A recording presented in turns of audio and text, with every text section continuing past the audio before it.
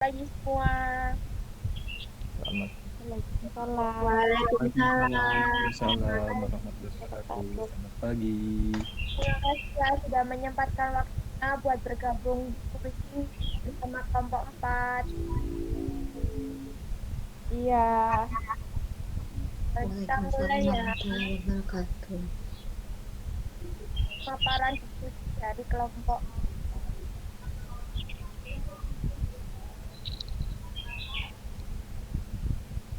Oke, Bang Rijal mohon slide selanjutnya.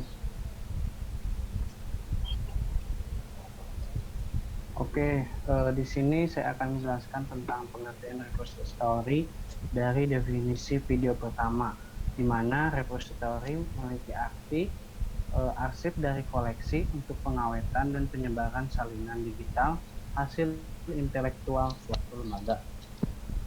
Dalam definisi video kedua, repository institusional adalah tempat mengumpulkan atau menyimpan dan melestarikan jutaan salinan eksemplar di sebuah lembaga. Dan pengertian repository dari definisi video ke-6 adalah repository sekolah menyimpan informasi di situs web mereka sendiri untuk mengarsipkan informasi tersebut secara permanen dengan melestarikan dan ketersediaan serta integritas informasi tersebut. Oke, lanjut slide selanjutnya akan dijelaskan oleh saudari Natasha. Kesimpulannya dari beberapa pengertian atau definisi dari video yang sudah diberikan oleh Pak Sofi, repository institusional adalah tempat penyimpanan, pelestarian, dan penyebarluasan salinan digital atau informasi yang merupakan hasil dari kekayaan intelektual di suatu lembaga.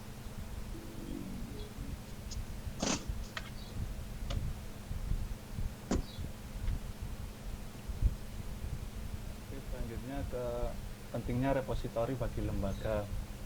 Ini kita berbicara tentang fungsinya.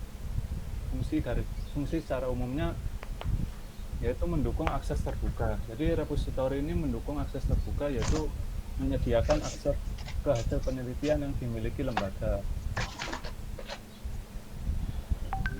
Aku dengar ya? Yo. Dengar. Itu Dengar. proses mengumpulkan, menghimpun, terus melakukan pelestarian dan menyebarluaskan salinan digital dari sebuah lembaga.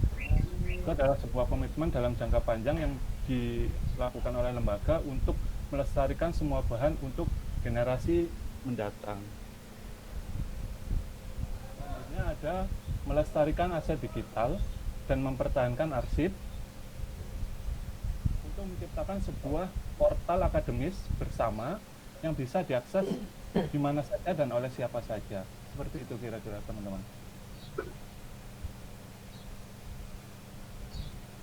Untuk selanjutnya, pentingnya repositori bagi lembaga yaitu membantu institusi untuk mengembangkan metode yang terkoordinasi dan koheren untuk menangkap dan mengeksploitasi koleksi intelektual mereka, memaksimalkan visibilitas penggunaan dan dampak hasil ilmiah dan akademik di komunitas internasional, sebagai sarana untuk showcase, menunjukkan hasil riset unggulan, meningkatkan nama harum lembaga, dan meningkatkan visibility.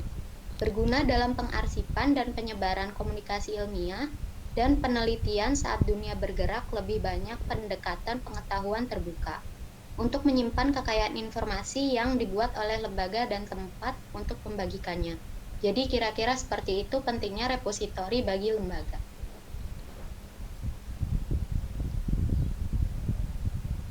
Lalu data digital yang ada di repositori, kedengaran ke suaraku?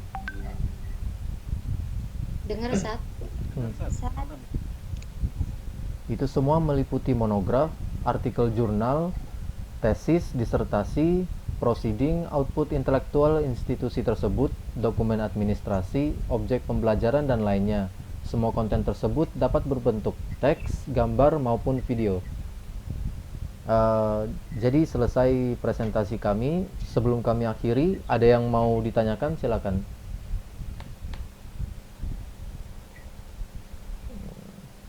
Ayo yang mau tanya.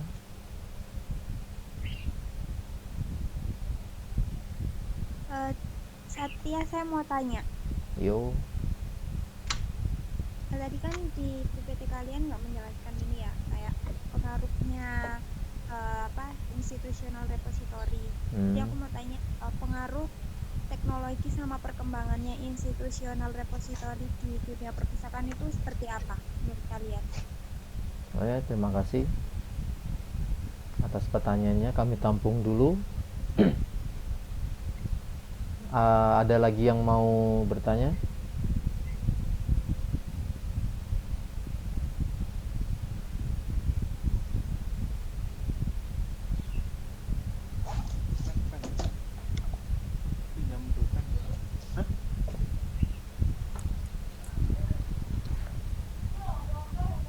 Silakan teman-teman kalau ada yang mau ditanggapi atau yang ditanyakan.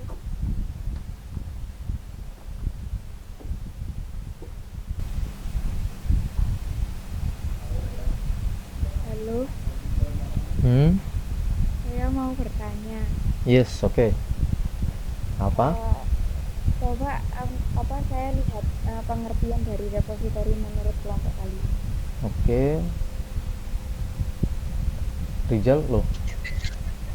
Kok Rizalnya keluar? Oh, itu dia ini. Pengertian.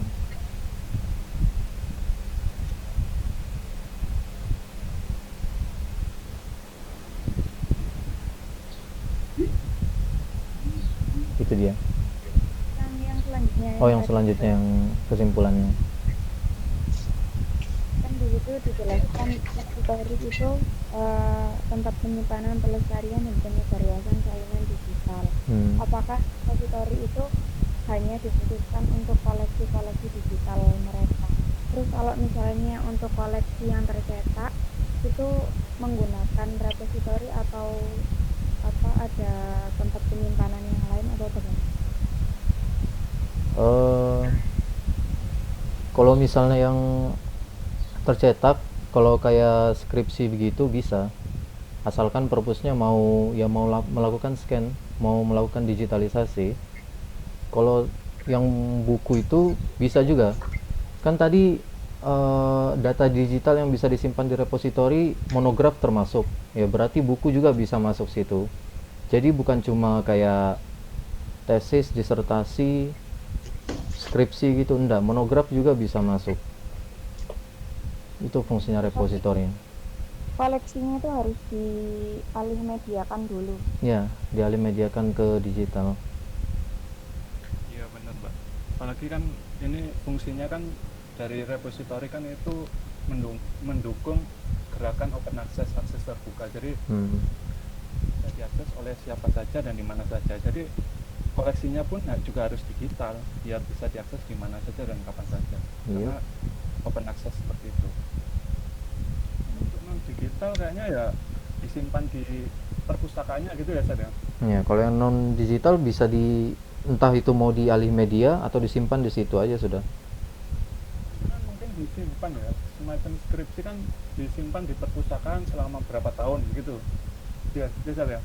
Kalau skripsi itu kan, kalau yang kita dengar masalahnya kemarin sudah numpuk kalau skripsi. Jadi biasanya perpustakaan itu skripsi langsung born digital, langsung digital aja.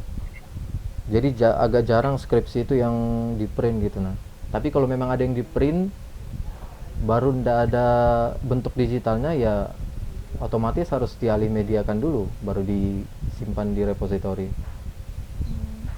Berarti repository suatu koleksi yang disimpan itu bisa dibilang repository itu kalau sudah didigitalkan. Kalau tercetak disimpan biasa itu belum bisa disebut repository. Ya, itu namanya perpustakaan. Kalau yang tempat digitalnya itu repositorinya. Ya, layanan informasi digital gitu, Mbak. Garis besarnya repositori seperti itu. Yep. Oke, makasih.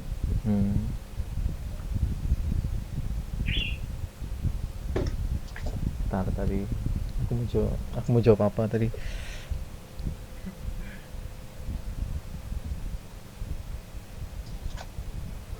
Teman-teman, aku boleh tanya nggak? Boleh Lin. Monggo. Siapa? Linda kayak ini. Alina. Oh, Alina. Oh, Suaranya oh. gitu. Kok Linda tanya? Iya betul. Iya ya.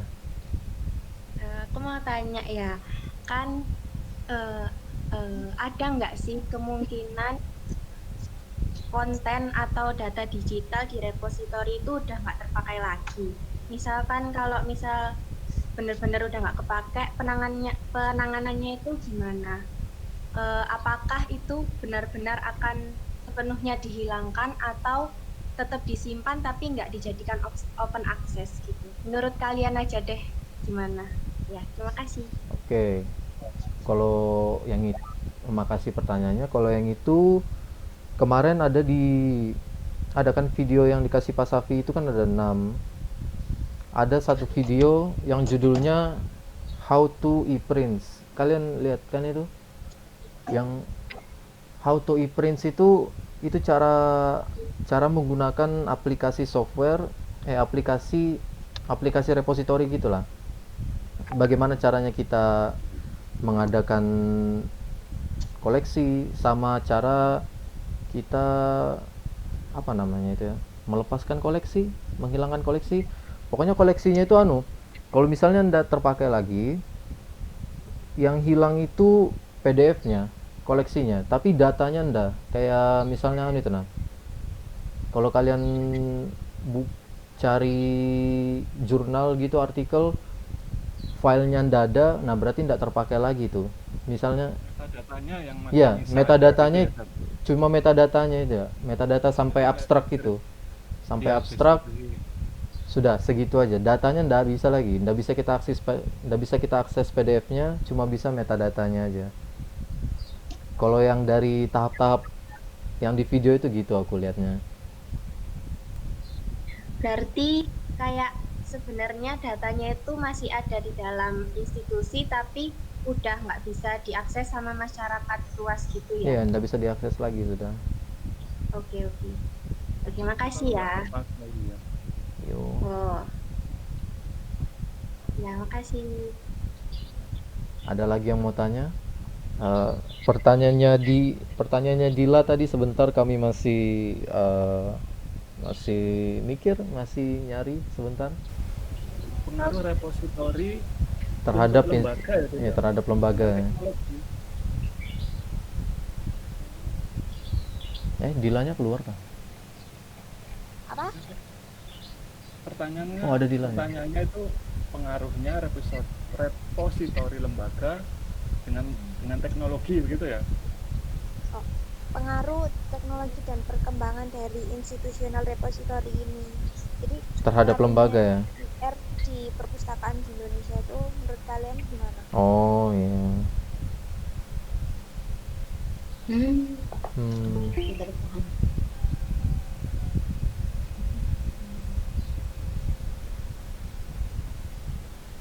Oke.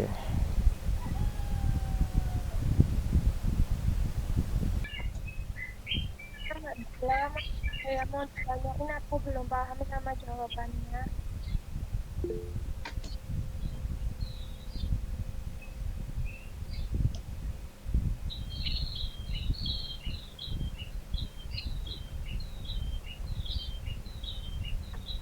Gila.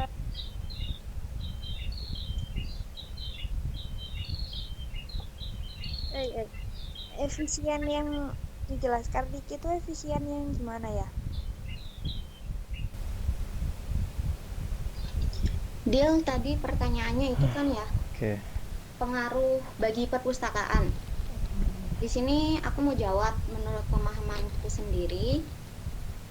Jadi kayak pengaruhnya itu kita contohkan aja kayak bagi perpustakaan perguruan tinggi gitu ya. Jadi repositori itu dapat memberikan manfaat, antara lain kan tadi sudah disebutkan di PPT ada ya, sebagai sarana untuk menunjukkan hasil riset unggulan, meningkatkan nama harum lembaga. Jadi apa ya, kalau misalnya banyak kan di repositori itu banyak isinya kayak misal penelitian kayak gitu. Nah di situ kalau misalnya kayak jurnal atau artikel kayak gitu tuh masuk yang Sinta, terus yang apa ya, yang tinggi-tinggi gitu loh nilainya. Nah itu tuh bakalan mempengaruhi lembaga itu sendiri. Menurutku pengaruhnya kayak gitu sih.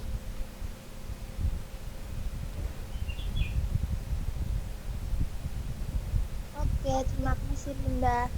Pengaruhnya Jadi ke akreditasi gitu. Iya, gitu maksudku.